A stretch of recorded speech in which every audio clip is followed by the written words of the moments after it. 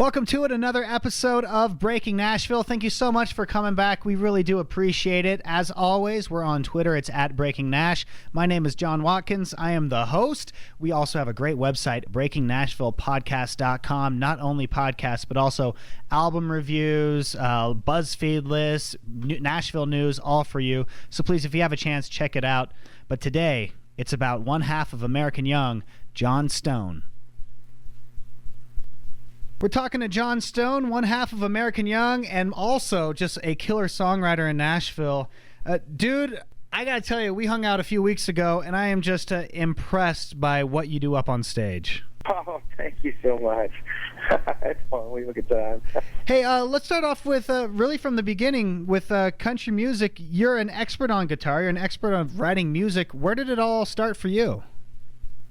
Well, my uncle played guitar and my grandfather played guitar, and I just, I got into, early guitar players like Jimmy Page and Hendrix and that stuff when I was 10, 11 years old. And I was just moved by it. It was kind of a, I felt like it was a calling. So I had a choice from my parents to either go to Disneyland or have them buy me a guitar. Wow. And so I picked guitar, and then it was pretty much that's it. That was it for me. I wanted to be, more than anything in my life, I wanted to be a guitar player. So I really tried to focus on that, and it was really the only thing I cared about in life. So at what point did you kind of make the transition in your mind of going like, okay, I can play the guitar, I want to take this a step further and write songs?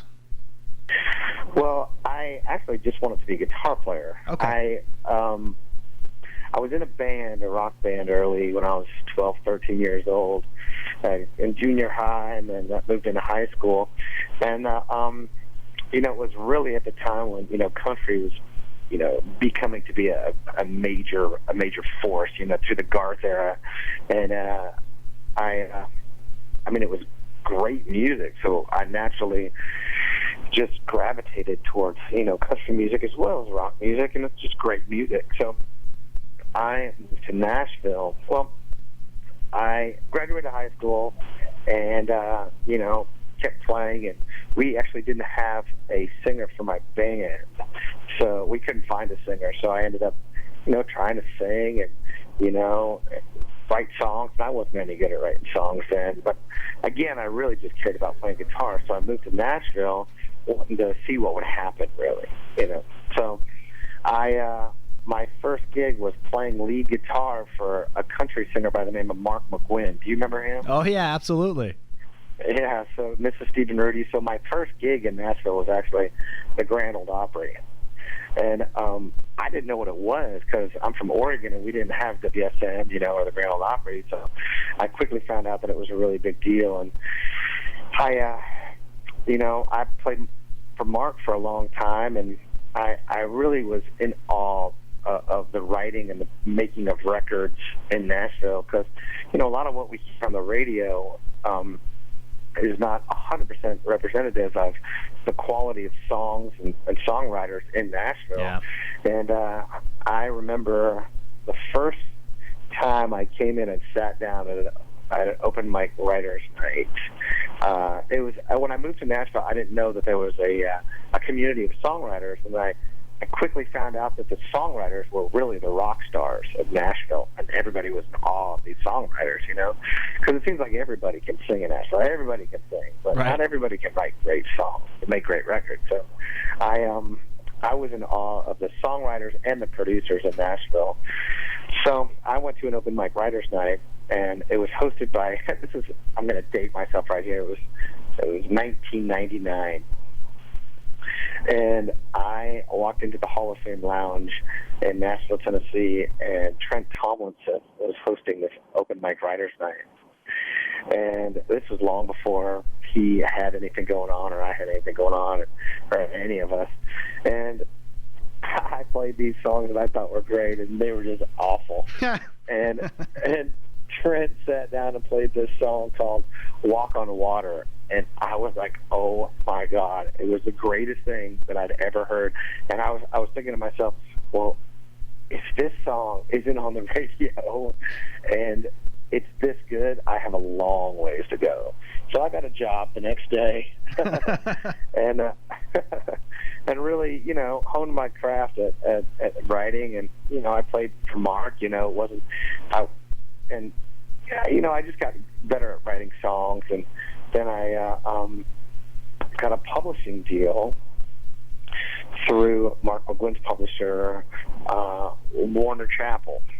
And it was pretty neat experience. I went from, for the first time in my whole life, working a job, and having responsibilities to, well, here's some money to go write songs. Now make your own schedule. And that was quite different, because it was like going to college. You really didn't have to go to class. Yeah. But if you didn't pass, you were going to get, you weren't going to. Is that pressure because they're giving you this check and they're going, okay, here you go, but you better turn out, one song or two songs or whatever the contract says every month? Yeah, it was a lot of pressure, but, you're so excited at that point. You're willing to write with anybody and everybody. And more than songs, what I found out through the years of doing this is that they don't care about how many songs you turn in. They care about how many songs you get recorded. So you could turn in 200 songs a year and not have anything recorded, or 2 songs recorded, or you could turn in 10 songs a year and have 8 songs recorded. They're going to want you to obviously do the latter, because they don't make any money just with you writing songs. They need to be great songs.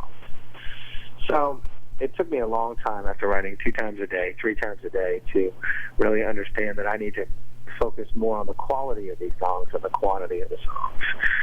And it took me a long time to learn that. My first cut that I ever had recorded was by an artist named Billy Gilman. Do you remember him? Yeah, absolutely. Yeah.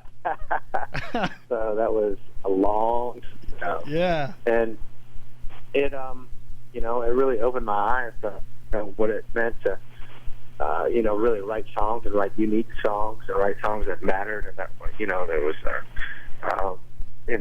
that had a lot of meaning behind them, that just weren't fluff. There are a lot of songwriters that can do, just everything, and I'm just not one of those. I'm more of the, I looked up to writers like Tony Lane and Robert Lee Castleton and, guys like that, Van Zandt, those kind of characters, where it's like those songs that really, hit home and mean a lot. I'm a big Bill Withers fan, and, those kind of songs that you can tell, have a lot of thought, they're important. Sure. And not to say that the others aren't, but to me, those songs are important. So I really focused on that, and in the meantime, I had gotten a record deal with Sony, and that wasn't the right time for me. I think that was 2005, and that didn't end up working out. So I kept writing songs and started to have success writing songs. And it's only been, I hooked up with Lee Brice, and I've always been really, really interested in making records. And I don't know if you know this or not, but I co-produced Lee Brice's records. Oh, okay. And the first song the first #1 record I ever had was a song that I produced on Lee Brice called A Woman Like You. And after we had success with that song, Lee and the record label asked me to, produce the rest of the record, and they actually just got done making his brand new record that comes out on September 9th. So making records is as important to me as writing songs, and as doing the artist thing now. I kind of have 3 jobs now. So yeah.